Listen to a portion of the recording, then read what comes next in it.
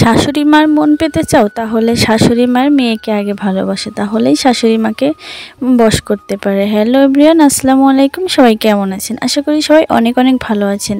তো আজকে দেখতে পাচ্ছেন বাড়িটা অনেক ফাঁকা। আর এই ফাঁকা হওয়ার কারণ কি জানেন? ফাঁকা হওয়ার কারণ একটাই, সেটা হচ্ছে আমার শাশুড়ি আজকে বাড়িতে নেই। সে গিয়েছে তার মেয়ে বাড়ি। আর সে তার মেয়ে বাড়িতে গিয়ে ফোন করে বলছে তার মেয়ের জন্য নাকি খই ভেজে দিতে হবে। তো এখানে তো খই ভাজতে চলে এসেছিলাম, কিন্তু খইয়ের ধানটা না একদমই ভালো না। এর কারণেই আর কি খইগুলো ভালো হলো না, সবগুলো পুড়ে যাচ্ছে। এদিকে ফোন দিচ্ছি কিন্তু ফোন ধরছে না।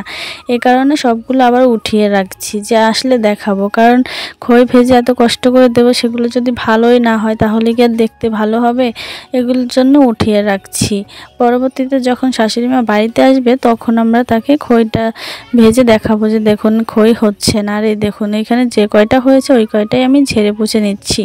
তো ভিডিও শুরু করার আগে তোমাদের অবশ্যই একটা জিনিস বলে দিতে চাই, যারা এখনও আমার চ্যানেলটি সাবস্ক্রাইব করনি অবশ্যই সাবস্ক্রাইব করে দেবে। আর যারা সাবস্ক্রাইব করেছো তাদের অসংখ্য ধন্যবাদ তোমাদের ছোট বোনটির পাশে থাকার জন্য। কারণ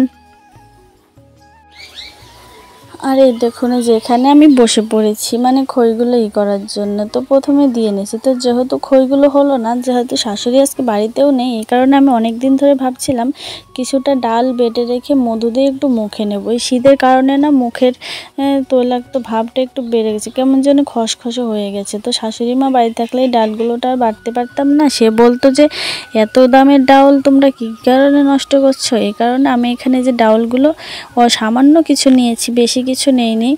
তো এখানে নিয়ে বেটে নিচ্ছি, যেহেতু আমার ঘরে মধু আছে সেই মধু দিয়েই আমি এগুলো মিশ্রিত করে মুখে নেব।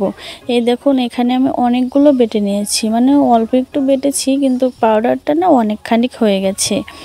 তো তোমাদের ছোট বোনের ভিডিও কেমন লাগে? সংসারের পাশাপাশি আমি যতটুকু সময় পাই তোমাদের সাথে একটু একটু করে শেয়ার করি আমার সমস্ত কাজকর্মগুলো।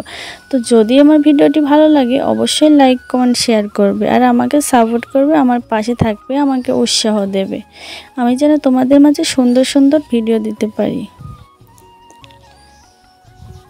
তো এই দেখুন এখানে আমি সবগুলোই বেটে নিয়েছি। আর যেহেতু শাশুড়ি মা বাড়িতে নেই তাই এগুলো না আমি খুব অনায়াসে বাড়তে পারছি, একটু ভয় করছে না। থাকলেও হয়তো কিছু একটা বলতো না, তারপরে একটু ভয় ভয় লাগে এই আর কি। তো আজকের মতো এ পর্যন্ত কি, সবাই ভালো থাকবেন, সুস্থ থাকবেন। আর আপনাদের মাঝে আমি কিছুদিন পরে নতুন নতুন ভিডিও নিয়ে আসবো, কারণ কিছুদিন পরে হচ্ছে আমার ননদ বাড়িতে একটা অনুষ্ঠান আছে। তো অনুষ্ঠানে গিয়ে কি কি করব কি না করব সবই তোমাদের সাথে শেয়ার করব। আর এই দেখুন পাউডারটার ফাইনাল লুক এসেছে, এই যে এরকম এতটুকু হয়েছে, এতটুকুই এনাফ। তো আজকের মতো সবাই ভালো থাকবেন, সুস্থ থাকবেন, আল্লাহ হাফিজ।